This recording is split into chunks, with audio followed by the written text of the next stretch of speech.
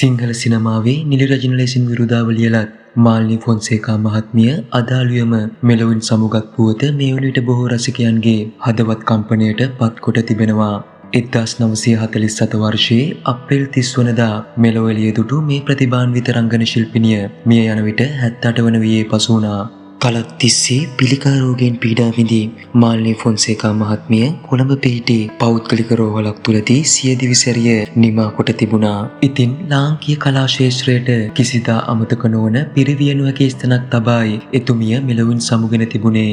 1968 වර්ෂයේ චූටි බබා සිංහල චිත්‍රපටයෙන් රංගනයට අත්පොත් ලැබූ මාල්නි ෆොන්සේකා මහත්මිය එතෙන් සිට දශක ගණනාවක් ලාංකීය කලා ශාස්ත්‍රයට අමතක නොවන චරිත හරහා අනගි මෙහෙයක් ඉටු කරනු ලැබුවා.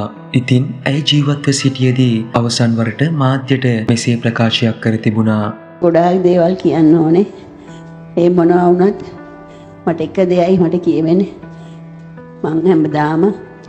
මට හැමදාම ආදරේ ලැබුණා. ඒ වගේම මමත් ආදරේ දුන්නා. ඉතින් ඒක මං නවත්තන්නේ නැහැ. මං කොහොම හරි ඒ ආදරේ රැක ගන්නවා. යනුවෙන් ඇය සංවේදී ප්‍රකාශයක් කර තිබුණා. ඉතින් මාල්නි සෙනෙහලතා ෆොන්සේකා මහත්මියනි, ලාංකීය කලා ශාස්ත්‍රයට ඔබ කළ අමිල මෙහෙය වෙනුවෙන් ඔබට හදවතින් ස්තුතිවන්ත වන අතර ඔබට අජරාමර නිවන් සුවයම අත් වේවා. නොගොස් එන්න බැරිය, නෑවිදින් යන්න බැරිය, මේ ලොව ඇත්තේ යාම් සහ ඊම් පමණි.